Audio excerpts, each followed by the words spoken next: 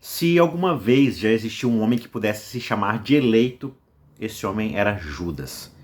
Ele não era apenas um judeu de modo genérico, como as pessoas que moram em Jerusalém e na Judéia. Ele era com toda a probabilidade da tribo de Judá, precisamente.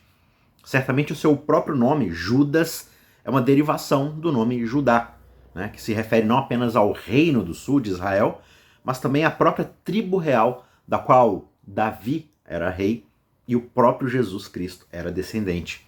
Então aqui estavam os próprios parentes e ascendentes de Jesus. Só isso já faria dele o eleito dos eleitos. Contudo, os privilégios de Judas vão ainda mais fundo. As Escrituras apresentam ele como constantemente sendo um grande amigo de Cristo. Ele não tinha visto apenas as poderosas obras de Jesus, ele as tinha realizado também em nome de Jesus. Você pode ver isso lá em Lucas 9, 1 em diante. E é claro, ele era um dos 12 escolhidos.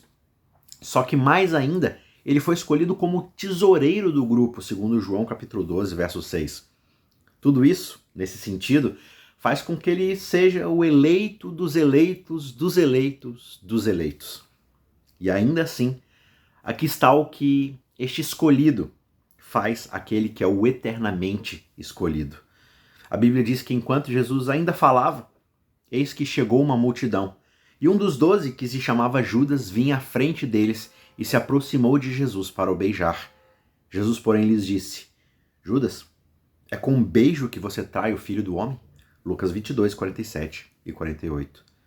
Apenas poucas horas antes, Jesus havia se curvado e lavado os seus pés. Depois ele o alimentou, com a sacralidade do seu próprio corpo e sangue, ele o alimentou. Jesus só tinha feito o bem a Judas.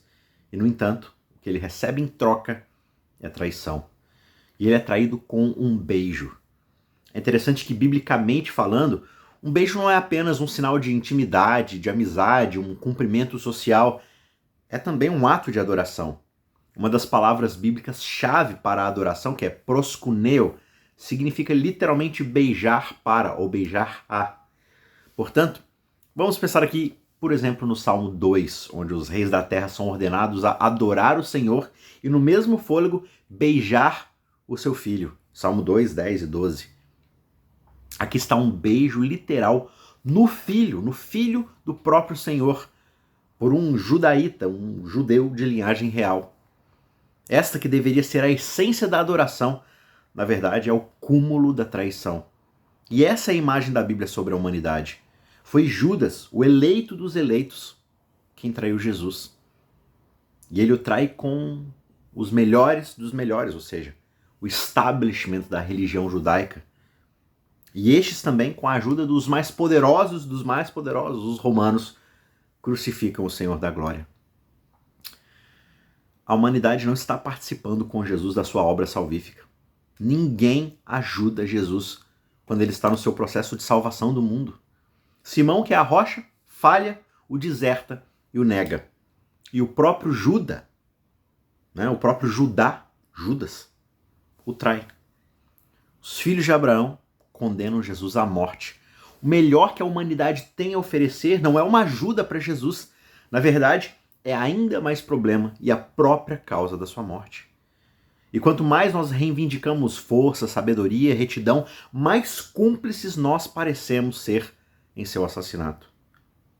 Não foi o pior da humanidade que matou o Filho de Deus. Foi o melhor. Essa cena mostra a verdade de forma tão marcante.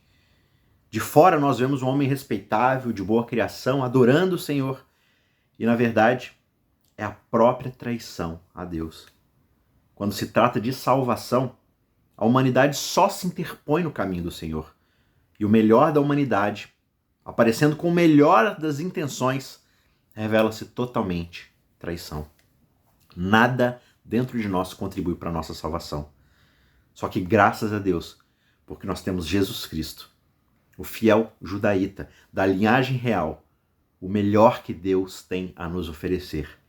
E isso é e sempre será muito mais do que suficiente.